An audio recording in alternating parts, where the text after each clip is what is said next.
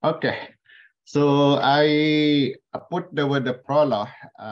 Hopefully not more than 15 minutes. I will bring you to what is the foundation of the learning progression approach that I think this LP, what we call learning progression, is between quite a new approach in the last 20 years adopted by many education system, especially in Australia and some other, including Finland, in the Europe and America. So I will give you the between what foundation of how we come to this kind of concept of the learning progression. I want to share with you my fundamental understanding of education. So everlasting and fundamental question is in education, especially in the late 19th century and the beginning of 20th century until now, is what to teach and how to teach effectively. So all our effort, scholar, researcher, are working just to answer these two questions: what to teach and how to teach effectively. So for me, this is like the all questions, but in the between what long journey of educational development of in practice and theories, is we always renew the answer, but the question is still there, you see. So the two question, what to teach and how to teach, is the fundamental questions for education. Either you are a researcher, a scholar, or practitioner of education, you all will always ask these two questions. So I think it is very interesting. I want you to bring to this all questions, and there are some answers along the history of education theory, psychology, and so on. So I want to share with you some of the background that come up now to the position why we develop learning progression approach. So what to teach? This question deals with the goal and purposes of education. Defining what to teach is very political in nature. In Indonesia, for you who come from other countries, in Indonesia, there is a pameo that when we come the new minister, we expect the new policy, and this is political in nature. So the new curriculum will come, hopefully also new good news, but sometimes also bad news for the teachers. So defining what to teach is more political. The goal and purposes of education, of course, encompass multiple dimensions. Each country, I think, defined quite differently in a certain aspect, although education now is global in nature. But there are some dimensions, including personal. In Indonesia, religious is very important. For example, it is mandatory by law to be the subject matter in all school level and education level, economic, social, political, and cultural. And also we understand the domain, multi-domains, cognitive, affective, or psychomotoric domain, if we use the taxonomy of Benjamin Bloom. The goal and purposes, and especially the content of the to meet these purposes, are manifested in the form of curriculum approach, structure, and subject content. So that is why it is very political.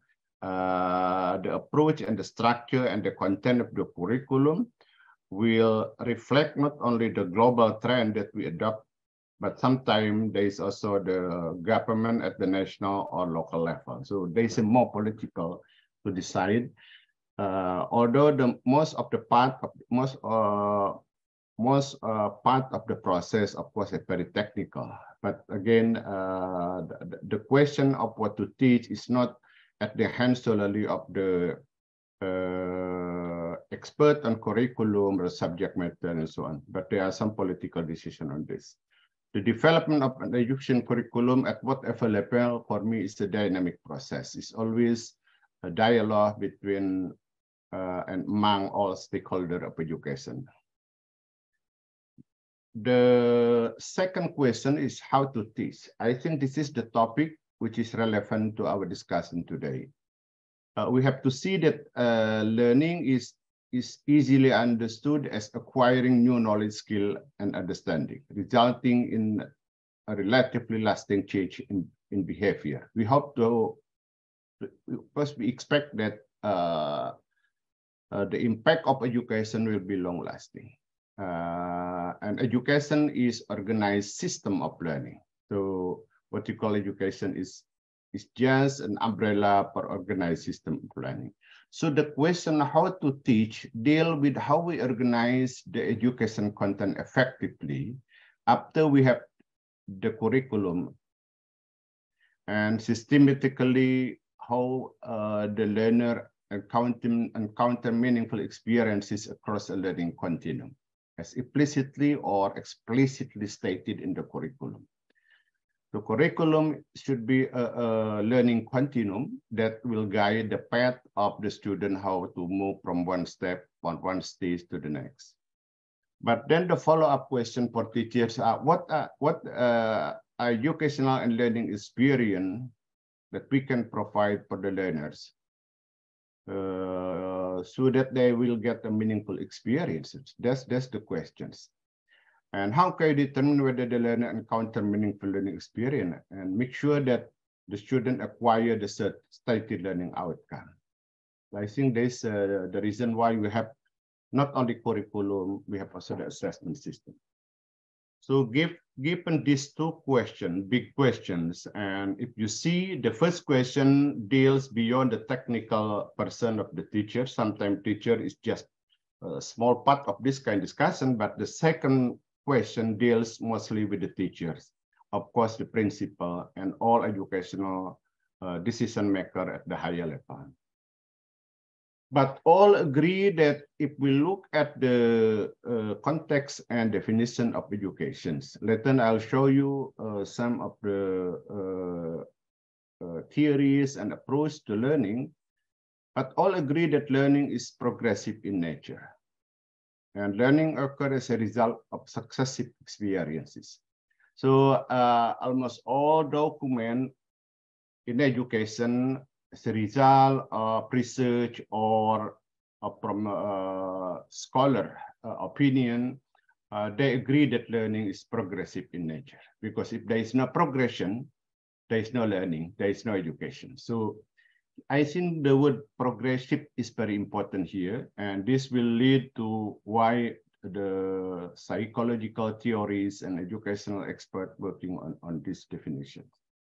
Let's begin how we define the progression of learning.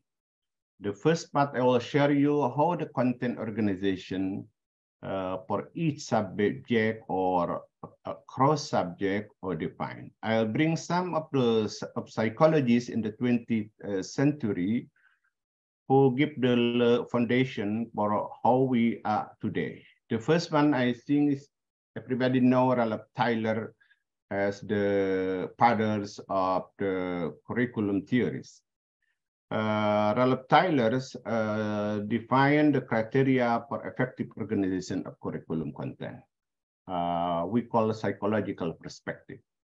So according to Taylor's, the first one, continuity of material is very important. So continuity again is progressive in nature. The second one, material should be organized in such a way that the content elements are sequentially introduced. Again, the word sequentially introduced, I think, is very important.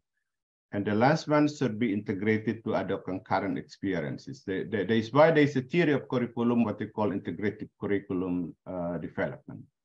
But I think from the very beginning, in 1949, it is a very small book written by Taylor which is fundamental for us and for every student who learn the theory of curriculum. But I think it's still very relevant to what we discussed today. So from the very beginning, Tailor believed that the development of the curriculum should be continuity.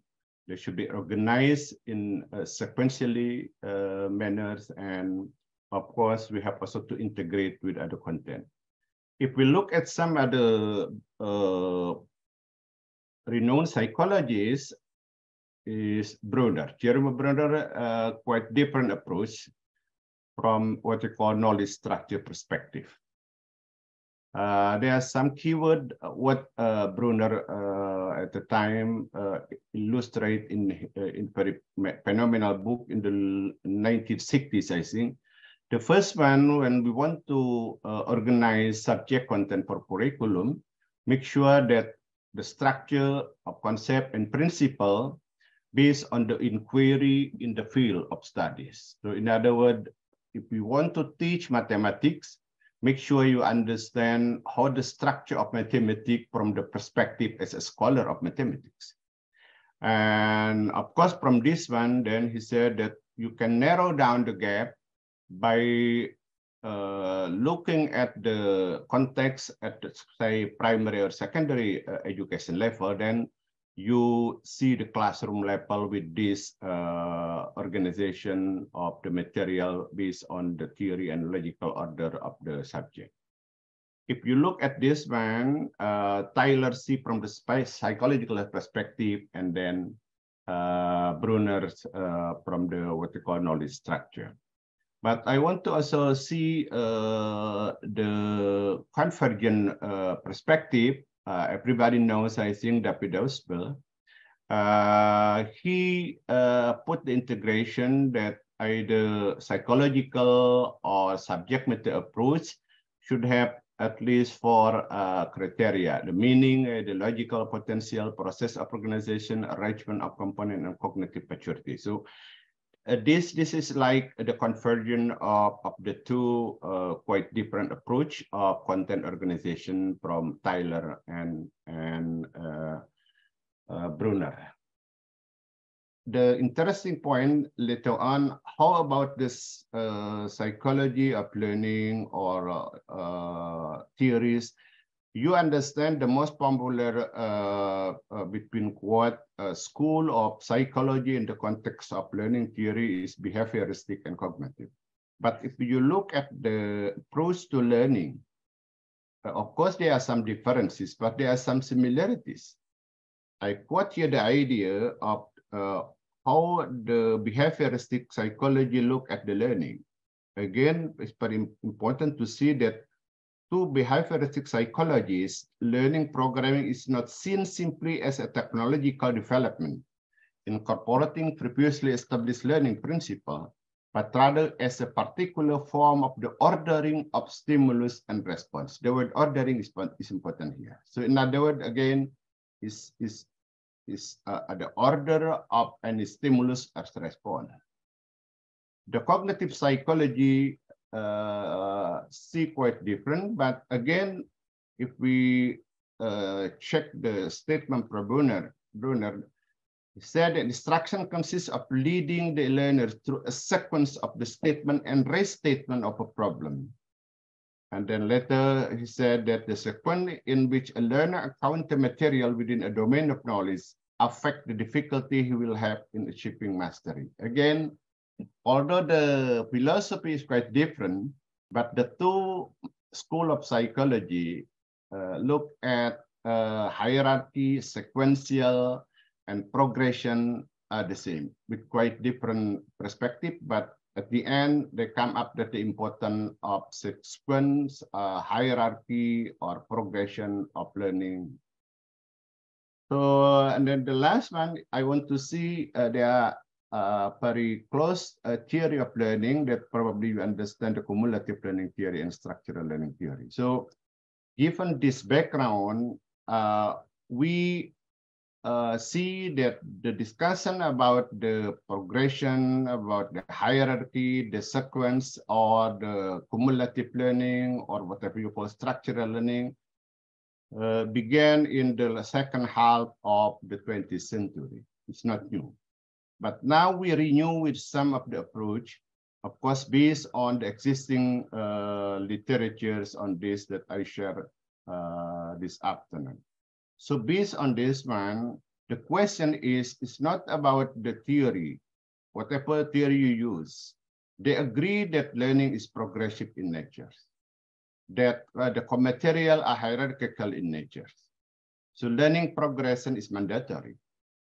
But at that time, it's not as popular as right now in the last 20 years, the progressive process of learning. Why? Because the process of validation is very important. So if we look at the literature, there are two big wing of how we can validate the hierarchy of learning in terms of the task or content and so on. My understanding in general, there are two approaches how we deal with these questions. The first one, of course, we can do the experimental study, which is directly see what the relationship among all set of instructional tasks or learning content and so on. And then we use this hypothesized hierarchy of instructional tasks in the classroom as part of the experiment. And then we can compare with some type of hierarchies and then see which one is more logical and then come up whether our hypothesized hierarchies is supported by the data. That's one approach. But the most important part, I think now, there is one learning progressions come up is more popular because we have the methodology, the newest methodology of psychometric approach. It's very simple by psychometric approach to see whether the hierarchy of learning can be developed. The first one, develop item. Of course, we have to have hypothesized hierarchical tasks. If we look at some of the literature, what they call the construct mapping is very important. Content mapping is very important from the logical perspective of the scholar or teacher, the practitioner, and then use this as the stimulus or item, and then use the psychometric method to calibrate the task. And then we'll get the hierarchy through the vertical equating process of all the tasks and content of the curriculum. So just simple as that. Of course, we come with this LP learning progression now become easier because outside the psychometric methodology, which is much more advanced, is also because of the new technology of computer and so on. So now is the right time to implement the whole idea of great psychologists who thinks about the hierarchy of learning and progression of learning. So psychometric and technology, I think now in the right time to assist how we can develop the learning progression to be implemented in our education system. So do we have any evidence that learning progression is a good approach and can benefit all the stakeholders, especially the student, and get a better learning outcome? Of course, a lot of studies and researcher work on this, including some meta-analysis. I read one meta-analysis written by Indonesian researcher. So a lot of study, but you have to see in general, all agree with the research result that the LP demonstrate good and effective in promoting achievement, either cognitive aspect or affective aspect. I think that's the reason why the approach of LP to be now new phenomena in most of the education system in some countries. So to wrap up my introduction to LP, again, I want to put a very solid statement from Ausubel as a great psychologist in the last century.